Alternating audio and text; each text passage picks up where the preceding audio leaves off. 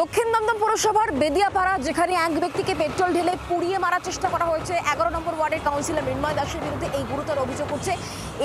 এখন কিন্তু এই ঘটনায় আরও চাঞ্চল্যকর তথ্য, যেটা রঞ্জিত কর্মকার, মানে যিনি জখম অবস্থায় এখনো হাসপাতালে চিকিৎসাধীন, সেক্ষেত্রে তার পরিবারের তরফ থেকে বলা হচ্ছে গোটা বিষয়টা ধামা চাপা দেওয়ার জন্য 5,000 টাকা দেন কাউন্সিলর, এমনই দাবি পরিবারের।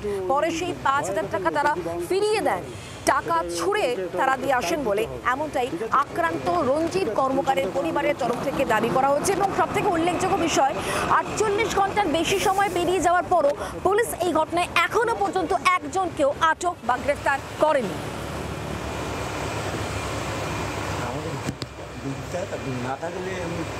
ওখানে গেছে, দিদি গেছে, দিদিকে বলছে আমি আপনার সাথে যাবো, সিকিউরিটি গার্ড বলছে। দিদি জিজ্ঞেস করলো কেন, বলে ওপর মহল থেকে চাপ আছে। আবার কি সিকিউরিটি বলছে কেস কিছুই হবে না, ওই একটুখানি কেস কিছুই হবে না, এরকম ভাবে সিকিউরিটি গার্ড বলছে আমাদের। দিদিকে বলছে তাহলে কি মানুষ মরে যাবে? আমাদের কোনো জীবনের দাম নেই, সাধারণ মানুষের উপরে দাম নেই, পার্টি পলিটিকের দিকে যাচ্ছি না আমরা, সাধারণ মানুষ, আমাদের কি দাম নেই? যখন তখন পার্টির লোক আমাদের মেরে দেবে।